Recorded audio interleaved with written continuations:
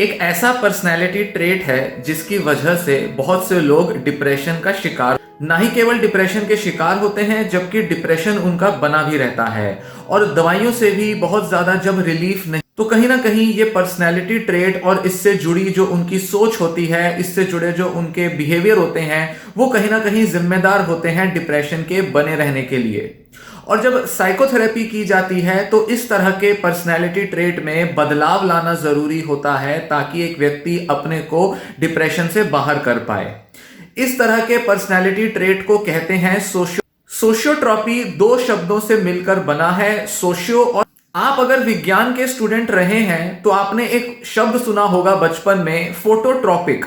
एक पौधा जो होता है, अगर हम उसे अपने किसी बालकनी में या खिड़की के बाहर उगाने की कोशिश करेंगे तो जिस तरफ से सूर्य का प्रकाश आता है, पौधा जो है वो उस दिशा में मुड़ जाता है। इसे कहते हैं फोटोट्रॉपिज्म, मतलब लाइट की दिशा में पौधा उगना शुरू हो जाता है।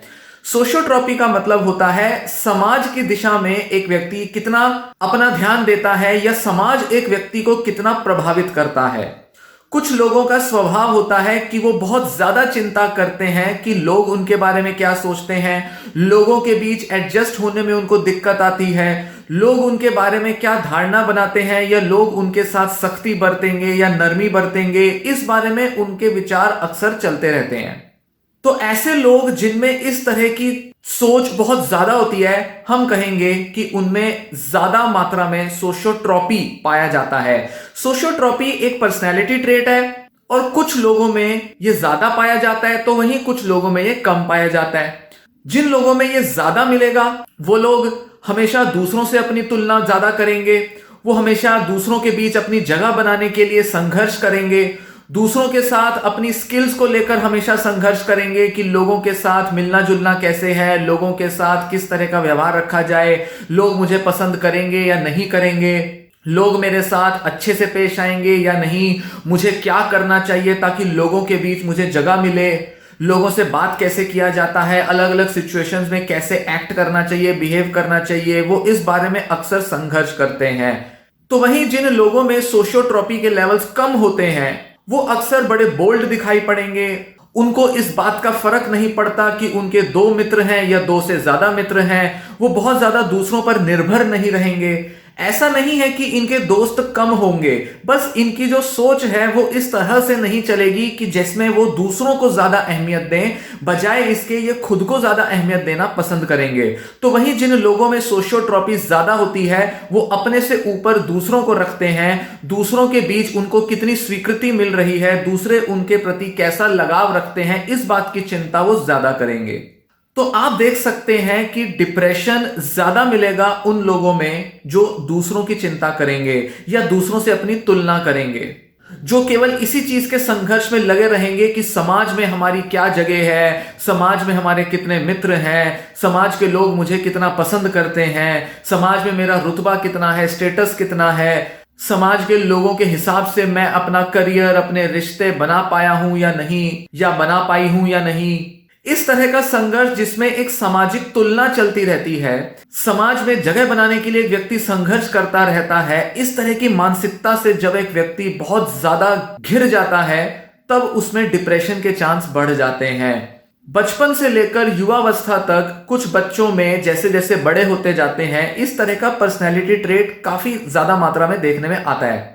कुछ बच्चे ऐसे मिलेंगे जिनके स्कूल में दोस्त नहीं बनते, बहुत सेंसिटिव होते हैं, छोटी छोटी बात पर बुरा मान जाते हैं। अगर उनकी क्लास चेंज हो जाए या वो किसी नए स्कूल चले जाएं या उनका घर चेंज हो जाए और वो एक नई जगह पर जाकर रहें तो उनको नए दोस्त बनाने में मुश्किल होती है। उनको डर लगता है कि दूसरों के बीच वो कैसे अपनी जगह बनाएंगे, दूसरे उनके बच्चे जो हैं वो उनको पसंद करेंगे या नहीं। धीरे धीरे जब ये व्यक्ति बड़ा होता है तो कॉलेज में भी स्ट्रगल करता है, नया कोई काम धंधे में लगता है तो भी वहां इसका संघर्ष चलता रहता है। जब ये रिश्तेदारी में आता है, शादी ब्याह होता है, तब अपने पार्टनर के साथ और अपने जो पार्टनर के जो घर वाले हैं उनके साथ भी इसका मेलजोल ज्यादा नहीं रहता। जहां ये व्यक्ति काम करता है, अपनी कहीं जॉब करता है, वहां भी लोगों के साथ मिलना जुलना बहुत नहीं होता, इसको अक्सर संघर्ष करना पड़ता है। तो ऐसा व्यक्ति ज्यादा सेंसिटिव होगा उन सोशल बिहेवियर्स को लेकर जिसमें कि वो बहुत जल्दी रिजेक्शन या एक्सेप्टेंस फील करेगा।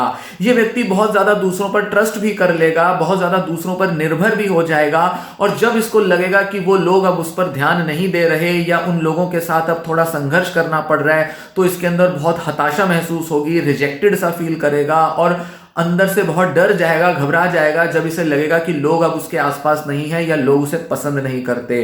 इस तरह की मानसिकता जिसे सोशियोट्रॉपी कहते हैं, वैसे तो ये आमतौर पर हम सभी में मिलती है, सभी में थोड़ी मात्रा में सोशियोट्रॉपी होती है, क्योंकि हम सब समाज में एक जगह बनाकर रखते हैं और दूसरे लोग क्या कर रहे हैं दूसरों के साथ अपनी तुलना करके हम कॉम्पिटिटिव होते हैं, प्रतिस्पर्धा करते हैं। करियर में, रिश्तों में, जीवन में आगे बढ़ना हो, वहां पर सोशियोट्रॉपी कुछ मात्रा में जरूरी है। पर जब सोशियोट्रॉपी बहुत ज्यादा हो जाए तो डिप्रेशन का रिस्क ज्यादा होता है। बहुत से लोग डिप्रेशन से जब पीड़ित होते हैं, दवाइयां लेते हैं, दवाइयों से ठीक नहीं हो पाते, क्योंकि कहीं ना कहीं वो अपनी डे टू डे लाइफ में लोगों से डील करने में अपने को पूरा सक्षम नहीं देख पाते। ऐसे में साइकोथेरेपी की सबसे ज्यादा जरूरत होती है, ताकि लोग बाहर की दुनिया में दूसरे लोगों से डील करने की अपनी क्षमता को बढ़ाएं। केवल मूड को चेंज कर लेने से, थॉट्स की कुछ नेगेटिविटी को चेंज कर लेने से यहां काम नहीं बनता। एक व्यक्ति के लिए अपने व्यक्तित्व में बदलाव लाना बहुत जरूरी हो जाता है। इसी के उल्टा एक दूसरा ट्रेट होता है जिसे ऑटोनॉमी कहते हैं। ऑटोनॉमी का मतलब होता है अपने ऊपर निर्भर रहना, सेल्फ डिपेंडेंट, या जिसे इंडिपेंडेंट कहेंगे, ऐसा रहना जहां एक व्यक्ति जानता है, समझता है कि उसे क्या करना है, किस तरह के निर्णय लेने हैं, वो दूसरों पर बहुत ज्यादा निर्भर नहीं है। ऑटोनॉमी और सोशियोट्रॉपी एक ऐसे डायमेंशन का पार्ट होते हैं जहां हम कह सकते हैं कि सोशियोट्रॉपी का ज्यादा होना और ऑटोनॉमी का कम होना डिप्रेशन लाने का काम करता है। या इसी के उल्टे, जिस व्यक्ति में सोशियोट्रॉपी कम होगी, ऑटोनॉमी ज्यादा होगी, स्वावलंबी होगा एक व्यक्ति ज्यादा और दूसरों पर निर्भर भी नहीं होगा, ऐसा व्यक्ति स्वस्थ भी रहेगा, बहुत इमोशनली सेंसिटिव भी नहीं होगा और लाइफ के अलग अलग एरियाज में सक्सेसफुल भी होगा। क्यों? क्योंकि वो वक्त के साथ प्रतिस्पर्धा में आगे रहने की आदत बना लेता है, ऐसी उसको कला आ जाती है। तो डिप्रेशन के साइकोलॉजिकल ट्रीटमेंट में, जिसे हम साइकोथेरेपी कहते हैं, जिसमें कि सीबीटी बहुत जरूरी होती है, ऐसे में फोकस किया जाता है कि कुछ लोग जो सोशियोट्रॉपी में हाई लेवल शो करते हैं और ऑटोनॉमी में लो लेवल शो करते हैं, इन लोगों को स्पेशली अपने इन दो टाइप के ट्रेड्स में बदलाव लाना सिखाया जाए। वो समझें कि कैसे बहुत ज्यादा दूसरों पर निर्भर रहने से, बहुत ज्यादा दूसरों से अपनी तुलना करने से खुद को अगर रोकें, उससे अगर दूर करें, और कैसे स्वावलंबी बने, इंडिपेंडेंट बने, अपने डिसीजन, अपने निर्णय, अपनी सोच से चलें। ऐसे में किस तरह वो डिप्रेशन को अपने से दूर रख सकते हैं और कैसे इस तरह के बदलाव लाकर वो अपने अंदर एक बड़ा परिवर्तन ला सकते हैं। कई बार डिप्रेशन को दूर करने के लिए एक बड़ा पर्सनैलिटी चेंज जरूरी होता है, ना कि सिर्फ मूड चेंज करना या सिर्फ अपनी कुछ डेली रूटीन चेंज करने से ज्यादा फर्क आएगा। इसलिए सोशल स्किल्स सही तरह से लर्न करना बहुत जरूरी है और सही तरीके की सोशलाइजेशन, सही बिलीव्स, सही एजम्पशंस के साथ सोशलाइज किया जाए तो तभी व्यक्ति डिप्रेशन से पूरी तरह बाहर आ सकता है।